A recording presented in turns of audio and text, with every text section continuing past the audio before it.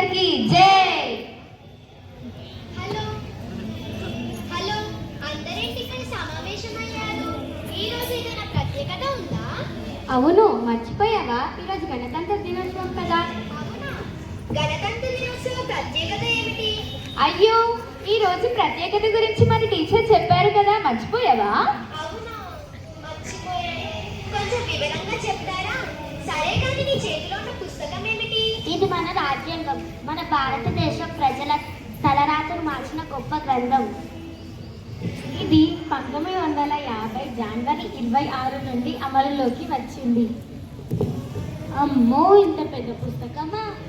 ఇంతకీ ఈ పుస్తకాన్ని ఎవరు రాశారు? ఈ పుస్తకాన్ని డాక్టర్ బిఆర్ అంబేద్కర్ అధ్యక్షతన పటాకి సీతారామయ్య, బాలకృష్ణ శర్మ వంటి నాయకులు రాశారు. ఈ పుస్తకాన్ని రాయడానికి ఎన్ని రోజులు పట్టింది? ఈ పుస్తకాన్ని రాయడానికి 2 సంవత్సరాల 11 నెలల 18 రోజులు సమయం పట్టింది. అబ్బో, అంత సమయం ఎందుకు పట్టింది? మన దేశ నాయకులు అమెరికా, ఐరాన్, రష్యా వంటి దేశాలను పరిశీలించి మనకు అవసరమైన విషయాలను సేకరించి మన భారత రాజ్యాంగాన్ని రూపొందించారు.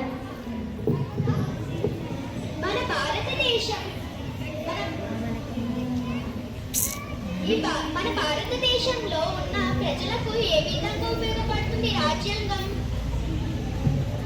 మన ప్రభుత్వం ప్రజాస్వామ్య ప్రభుత్వం. ప్రజలు తమను పరిపాలించవలసిన వ్యక్తులను ఓటు హక్కు ద్వారా ఎన్నుకోవడం జరుగుతుంది. అవునా?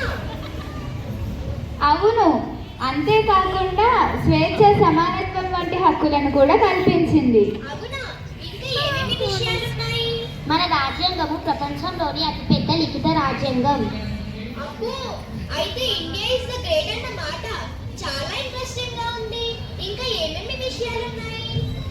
భారత రాజ్యాంగంలో పీఠిక, ప్రియంబుల్, 25, 12 షెడ్యూళ్లు ఉన్నాయి. మరి ఒక పౌరునిగా నాకు ఎటువంటి మేలు చేస్తుంది రాజ్యాంగం? రాజ్యాంగంలో పొందుపరచబడిన ప్రాథమిక హక్కులు, ప్రాథమిక విధులు, నిర్దేశక సూత్రాల ద్వారా భారతదేశంలో ప్రతి పౌరునికి సమాన హక్కు కలిగి ఉంటారు. అవునా? అందుకన మన భారతదేశంలో అనేక మతాల వారు ఉన్నప్పటికీ అందరికీ స్వేచ్ఛ, సమానత్వంతో జీవిస్తున్నారు.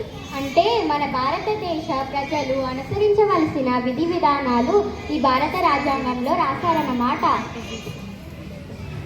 అవును, సరిగా చెప్పావు.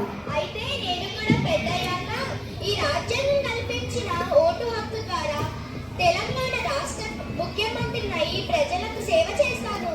ఆగు, ఇంకా నీకు 18 సంవత్సరాలు రావాలి. అప్పుడే నువ్వు ఓటు హక్కు ద్వారా నిలబడవచ్చు. ఇంకా 22 సంవత్సరాలు దాటిన తర్వాత నువ్వు ఎలక్షన్లో పోటీ చేయవచ్చు. అవును కదా? సరే, చాలా సమయం అయింది, ఇంటికి వెళ్దామా? వెళ్దాం. డాక్టర్ బిఆర్ అంబేద్కర్ కి జై. భారత రాజ్యాంగానికి జై. భారత్ మాతా కి జై. డాక్టర్ బిఆర్ అంబేద్కర్ కి జై. భారత రాజ్యాంగానికి జై. భారత్ మాతా కి జై. ధన్యవాదాలు.